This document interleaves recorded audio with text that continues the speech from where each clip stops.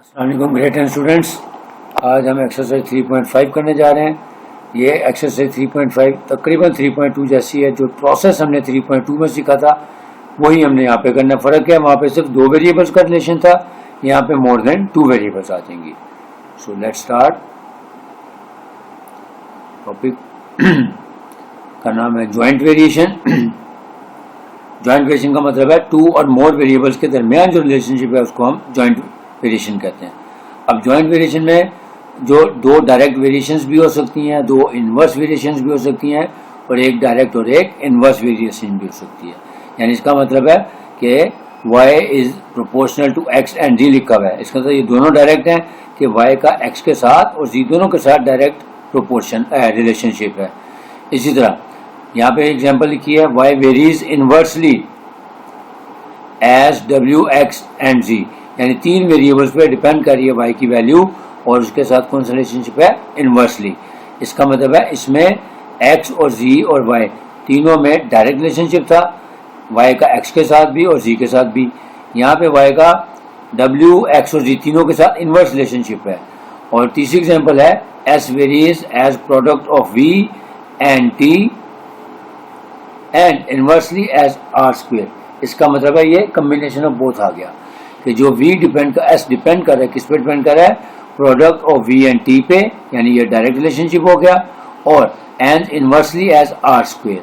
तो इसका मतलब है मैंने आपको तीनों की मिसाल दे दी है कि जो ज्वाइंट वेरिएशन है उसमें 2 डायरेक्ट वेरिएशंस भी हो सकती हैं, 2 या 2 से ज़्यादा इनवर्स वेरिएशंस भी हो सकती हैं और फिर एक डायरेक्ट और एक इनवर्स वेरिएशन भी हो सकती है। तो हम इसको सिंप्लीफाई करके कह सकते हैं कि in joint variation there may be 2 और more than 2 direct variations between the given variables. फिर 2 और more than 2 inverse variation between the given variables and mixture of both के डायरेक्ट भी हो और इनवर्स भी हो तो उसको हम कहते हैं ज्वाइंट वेरिएशन। अब एग्जांपल दी है, जैसे मैंने y इज इक्वल टू के एक्स जी, यहाँ पे x और z दोनों से डायरेक्ट रिलेशनशिप है y का। इसमें बनेगी k ओवर w x जी। इसका मतलब ये इनवर्स रिलेशनशिप है k किसका, y का w x और z तीनों के साथ। और यहाँ पे ये देखें मिक्सचर है कि जो s is directly proportional to the product of vt and inversely proportional to the square of r। अब चलते हैं एक्सरसाइज की तरफ। If s varies directly as u square and inversely as v and s is equal to 7 when u is equal to 3, v is equal to 2, find the value of s when u is equal to 6 and v is equal to 10। अब अगर आप गौर से देखें question की जो statement है वो बिल्कुल वही है जैसे एक्सरसाइज 3.2 में हमने देखी थी कि एक वेरिएबल का दूसरी वेरिएबल पे रिलेशनशिप था, वो डायरेक्ट और इनवर्स होता था। यहाँ पे देखें मिक्सचर आ गया कि s varies directly as u square and inversely as v, यानी u स्क्वायर और v के साथ दोनों का रिलेशनशिप है, एक के साथ डायरेक्ट और एक के साथ इनवर्स। और फिर s की वैल्यू दी हुई है u और v की, यहाँ से हम पहले k की वैल्यू निकालेंगे, फिर उस k की वैल्यू को इक्वेशन नंबर 1 में पुट करने के बाद u और v की वैल्यू पुट करके s की वैल्यू निकालेंगे। यानी प्रोसेस सेम है, सिर्फ वेरिएबल 2 से ज़्यादा आ गए। तो सबसे पहले s is proportional to u square over v, क्योंकि u स्क्वायर से उसके साथ डायरेक्ट रिलेशन था और v के साथ इनवर्स था। तो यहाँ पे हमारी इक्वेशन बन गई k into you square over v। अब हम क्या करेंगे, s, u और v की वैल्यूज पुट कर देंगे, यहाँ से k की वैल्यू निकालेंगे। s की वैल्यू है 7, u की है 3 और v की है 2। So put s is equal to 7, u is equal to 3 and v is equal to 2 in equation number 1। अब इक्वेशन नंबर 1 में वैल्यू पुट कर दी, s की जगह आ गया 7, k ऐसे ही आ गया। फिर ये देखें u यानी 3 का स्क्वायर ओवर v। अब देखें 3 का स्क्वायर की जगह 9 ओवर 2। अब यहाँ से k की वैल्यू निकालनी है, तो यहाँ पे 9 ओवर 2 है, इसका प्रोडक्ट है, इसका जब 9 ओवर 2 दूसरी तरफ जाएगा तो जाके इसका रेसिप्रोकल हो जाएगा। So k is equal to 7 times 2 over 9 हो जाएगा। अब यहाँ से हमारे पास वैल्यू आ गई 7 2 14 ओवर 9, ये हमारी k की वैल्यू आ गई। अब इस k की वैल्यू को इक्वेशन नंबर 1 में पुट कर दें, यानी इसमें तो हमारी जनरल इक्वेशन बन जाएगी s is equal to 14 over 9, यानी k की वैल्यू आ गई, u स्क्वायर ओवर v और हम मार्क कर लेंगे इसको इक्वेशन नंबर 2, यानी आ गई equation connecting s and uv या s in terms of u square over v। ठीक है, अब हमने यहाँ पे वैल्यू फाइंड करनी है किसकी, एस की, u की वैल्यू 6 पुट करते हैं और v की value 10. So put u is equal to 6 and v is equal to 10 in equation number 2. अब यहाँ इसके अंदर वैल्यूज पुट कर देते हैं. सो s इज इक्वल टू 14/9, ये k की वैल्यू है, तो 6 का स्क्वायर लेंगे तो आ जाएगा 36/10. ये देखें 14/9/36/10. अब यहाँ पे हम डायरेक्ट कैलकुलेटर से भी आंसर निकाल सकते हैं, कटिंग भी कर सकते हैं. 9 1 9, 9 4 36, फिर उसके बाद 2 से कटिंग करते हैं, 2 5 10, 2 2 4 एंड सो ऑन. लेकिन आपको यहाँ पे कैलकुलेटर अलाउड है, लिहाजा मैंने डायरेक्ट कैलकुलेटर से आंसर निकाल दिया, तो 28/5 आंसर आ गया. Next question number 2. If w jointly varies as x y square, यानी इन दोनों के साथ एंड z, यानी तीनों के साथ डायरेक्ट रिलेशनशिप है, क्योंकि ये नहीं बताया कि इनवर्सली है कि नहीं, क्योंकि w jointly varies as x y square and z, यानी इन तीनों का प्रोडक्ट ले लेंगे और w की वैल्यू और x की वैल्यू पुट कर देंगे, फिर k की वैल्यू निकलेंगे. तो उसके लिए w की वैल्यू 5, x की value 2, y is equal to 3 and z is equal to 10. इनकी मदद से हम k निकालेंगे और फिर हम उसके बाद जब नई क्वेश्चन आ जाएगी तो वहाँ पे x y z की वैल्यू पुट करके w की वैल्यू फाइंड करेंगे. तो प्रोसेस सेम है वही. w is proportional to the product of x y square z, क्योंकि तीनों ही डायरेक्ट रिलेशनशिप है. इक्वेशन बन गई k times x y square z. Now put w is equal to 5, x is equal to 2, y is equal to 3 and z is equal to 10 in equation number 1. इसमें values put करते हैं. सो w की जगह आ गया 5, k as it is आ गया, x की जगह आ गया 2, y स्क्वायर यानी 3 का स्क्वायर आ गया इंटू 10. अब ये देखें इन तीनों का प्रोडक्ट ले लें. 10 9 90, 92 180. So 5 is equal to 180k. तो k की वैल्यू निकालनी है, तो 180 यहाँ मल्टीप्लाई और यहाँ के डिवाइड कर देंगे. सो k इज इक्वल टू 5 और 180. कैलकुलेटर से आंसर निकालें, 1/36 आ गया. अब 1/36 को इक्वेशन नंबर 1 में पुट कर दें. सो इक्वेशन नंबर 1 में पुट किया तो y is equal to k की जगह आ गया 1/36 और x y स्क्वायर z हमारी नई इक्वेशन बन गई. अब इसमें x की वैल्यू 4, y की वैल्यू 7 और z की वैल्यू 3 पुट कर देते हैं. So put x is equal to 4, y is equal to 7 and z is equal to 3 in equation number 2. अब यहाँ पे इसकी जगह पुट कर दें. w is equal to 1/36 as it is आ जाएगा. x की जगह आ जाएगा 4, y की जगह आ गया 7 और 7 का स्क्वायर लेंगे तो आ जाएगा 49 और फिर z की जगह आ गया 3. अब इन सारे का प्रोडक्ट ले लें. ये देखें 3 4 12 और 12 3 36 जी. तो हमारे पास आंसर आ जाएगा 49/3. कटिंग करके भी कर सकते हैं और डायरेक्ट कैलकुलेटर से भी आंसर निकाल सकते हैं. अगर आप मैनुअली करें देखो 3 4 12 और फिर 12 1 12 और 12 3 36, तो 49/3 आंसर आ गया. Next question number 3.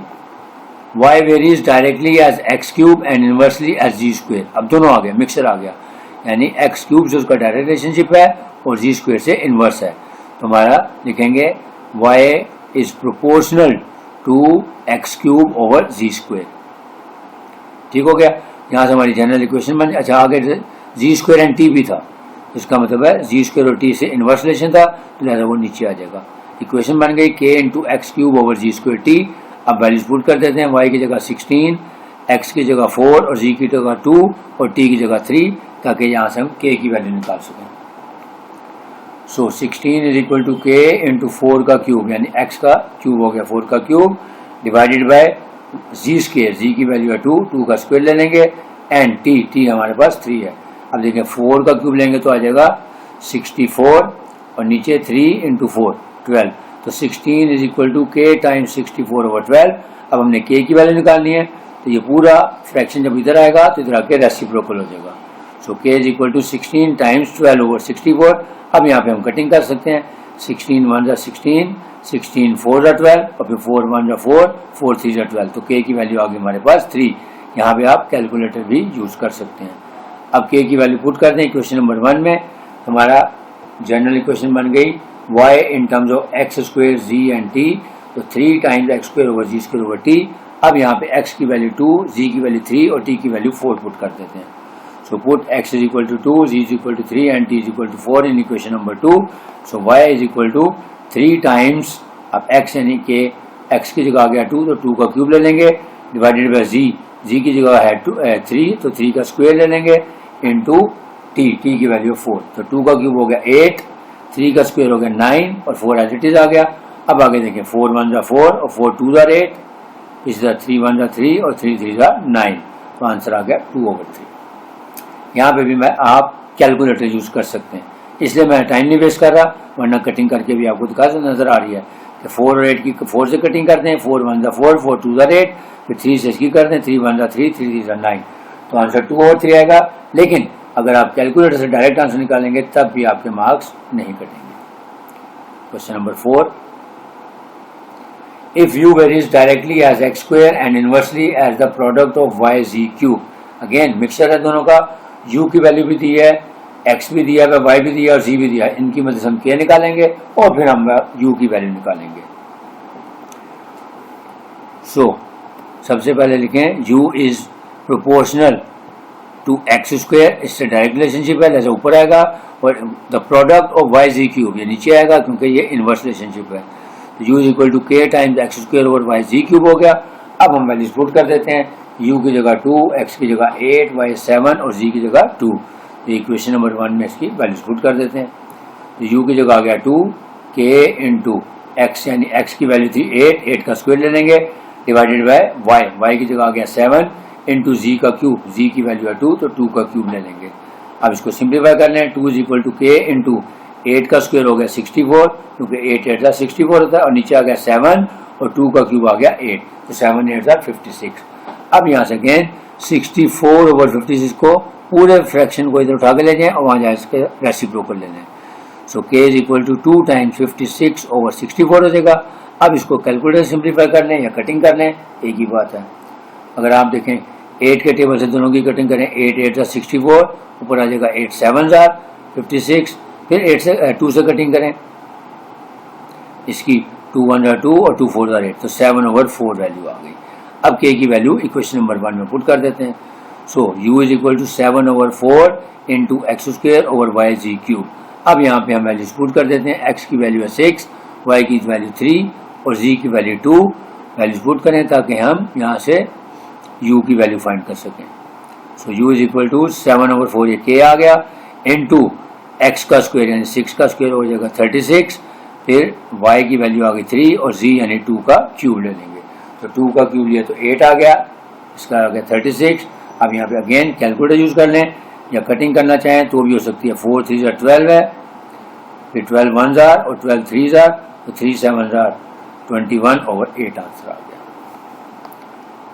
Next question number 5, exercise छोटी है, 6 सवाल हैं टोटल, लेकिन ये क्वेश्चन अगर आता है तो फिर लॉन्ग क्वेश्चन में आ सकता है, इसलिए आपको एक एक सवाल करवा रहा हूँ। v varies directly as the product of x y cube and inversely as z square। Again पहले इक्वेशन बना लें, v is proportional to the product of x y cube divided by z square।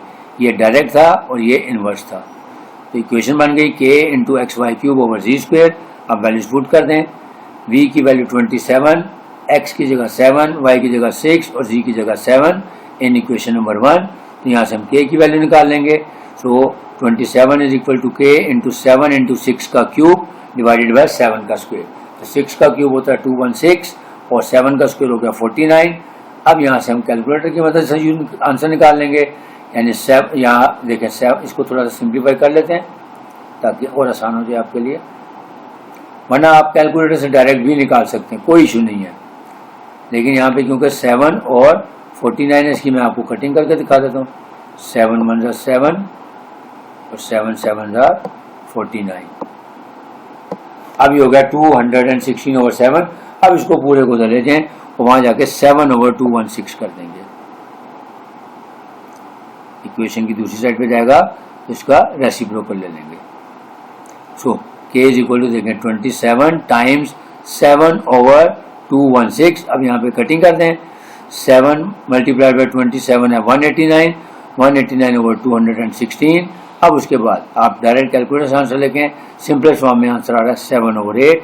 अब ये k की value put कर दें equation number 1 में, तो 7/8 into x y cube over g square हमारी इक्वेशन बन गई। अब यहाँ पे हम वैल्यूज पुट कर देते हैं, x की वैल्यू 6, y की वैल्यू 2 और z की value 3। So v is equal to 7/8, ये k की वैल्यू है, इंटू 6 इंटू 2 का क्यूब यानी ये y की वैल्यू आ गई, और फिर नीचे z का स्क्वायर यानी 3 का स्क्वायर।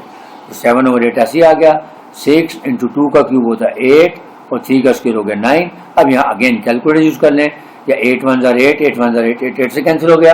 फिर 6 3 2 6 और 3 3 9, तो 2 7 14/3 आंसर आ गया। Last point, if w varies inversely as the cube of u cube, as a cube of u sorry, तो इसको हम लिखेंगे 1/u क्यूब। और w की वैल्यू दी हुई है, u की वैल्यू भी दी हुई है। पहले यहाँ से k की वैल्यू निकालेंगे, फिर इक्वेशन में पुट कर देंगे, भी आसान सवाल है। w is proportional as a inverse of u cube, यानी 1/u क्यूब आ गया। तो हमारी इक्वेशन बन गई k टाइम्स 1/u क्यूब। अब हम k की वैल्यू निकालने के लिए w की वैल्यू पुट कर देते हैं 5 और u की जगह पुट कर देते हैं 3। ठीक है, so 5 is equal to k into 1/3 का क्यूब, ये जगह 27, यहाँ मल्टीप्लाई डिवाइड हो रहा है, यहाँ लाकर मल्टीप्लाई हो जाएगा। So k is equal to 5 × 27 यानी 135। अब यहाँ पे हमारी जनरल इक्वेशन बन गई w is equal to 135 × 1/u cube. अब हम w निकालना है तो u की वैल्यू हम यहाँ पे पुट कर देंगे 6, यानी 6 का क्यूब ले लेंगे, वो आ जाएगा हमारे पास 216। सो 135/216। फिर कैलकुलेटर की मदद से यहाँ पे सिंप्लीफाई कर दिया मैंने। कैलकुलेटर पे आप लिखें 135/216, आंसर दबाएं तो आंसर आ जाएगा 5/8। नहीं तो आप इसको मैनुअली कटिंग करके भी कर सकते हैं कि पहले 5 से करके देख लें, 3 से करके देख लें, और इस तरह एंड सो ऑन। तो उम्मीद है समझ आई होगी। छोटी सी एक्सरसाइज थी लेकिन इंपॉर्टेंट लॉन्ग क्वेश्चन थे, इसलिए आपको एक एक सवाल करवाया है। तो अब इंशाल्लाह ये बिल्कुल वैसी थी जैसे 3.2 थी। अब इंशाल्लाह नेक्स्ट लेक्चर जो होगा वो हमारा एक्सरसाइज 3.3 से रिलेटेड होगा, क्योंकि पहले मैंने 3.1 कराई, फिर 3.2 और अब 3.5, क्योंकि 2 और 5 एक जैसी थी। इंशाल्लाह अब वापस हम चलेंगे एक्सरसाइज 3.3 की तरफ, और जो नेक्स्ट लेक्चर होगा उसमें आपको 3.3 के क्वेश्चन कराऊंगा। तो जिन लोगों ने मेरा लेक्चर पहली दफ़ा देखा है उनसे गुजारिश है कि चैनल को सब्सक्राइब कर लें, ताकि आइंदा आने वाली वीडियो आप तक खुद ब खुद पहुँचें। और जो लोग रेगुलरली देख रहे हैं उनसे रिक्वेस्ट है कि अगर आपको मेरी वीडियो पसंद आई है तो इसको लाइक भी करें, शेयर भी करें, और अगर कोई चीज़ सजेशन में है या कोई चीज़ नहीं समझ आई तो मेरी करेक्शन के लिए आप कमेंट बॉक्स में कमेंट भी दें, मैं इंशाल्लाह जवाब दूंगा। इंशाल्लाह नेक्स्ट लेक्चर में 3.3 के साथ आपकी दोबारा दूंगा। तब तक इजाज़त चाहूँगा। अल्लाह हाफ़िज़।